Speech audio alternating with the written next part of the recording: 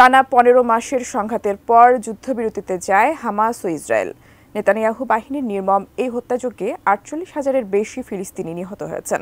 এবার গাজা উপত্যকা নিয়ে নেতানিয়াহু সরকারের নীতি নিয়ে আঙুল তুলেছেন ইসরায়েলের সাবেক জাতীয় নিরাপত্তা মন্ত্রী ইতামার বেন গাভির। প্রশ্ন হচ্ছে, কেন তিনি নেতানিয়াহু সরকারের সমালোচনা করলেন? বিস্তারিত জানাচ্ছেন শেখ ফরিদ। গাজায় যুদ্ধবিরতি এবং বন্দি বিনিময় চুক্তির বিরোধিতা করে গত জানুয়ারিতে নেতানিয়াহু সরকার থেকে পদত্যাগ করেন ইসরায়েলের সাবেক জাতীয় নিরাপত্তা মন্ত্রী ইতামার বেন গাভির। এরপর থেকেই তিনি গাজা থেকে ফিলিস্তিনিদের উৎখাতে স্বেচ্ছায় অভিবাসন করানোর দাবি করে আসছেন।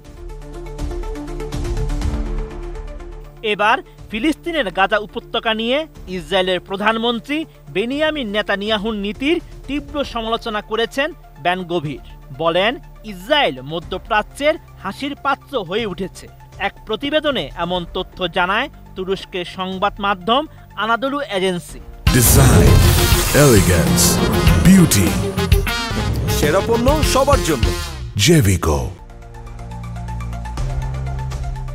স্থানীয় এক রেডিও স্টেশনকে দেওয়া এক সাক্ষাৎকারে গাজায় যুদ্ধ পরিচালনার বিষয়ে নেতানিয়াহু সরকারের নিন্দাও করেন ইসরায়েলের ডানপন্থী এই রাজনীতিবিদ।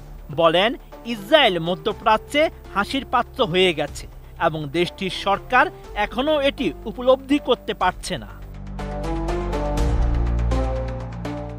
বেন গাভির দাবি করেন, সরকারের একমাত্র ব্যক্তি হিসেবে তিনি গাজায় মানবিক সহায়তা প্রদানের বিরোধিতা করেছিলেন। তার এই অবস্থান গাজার পরিস্থিতি সম্পূর্ণরূপে পরিবর্তন করতে পারত।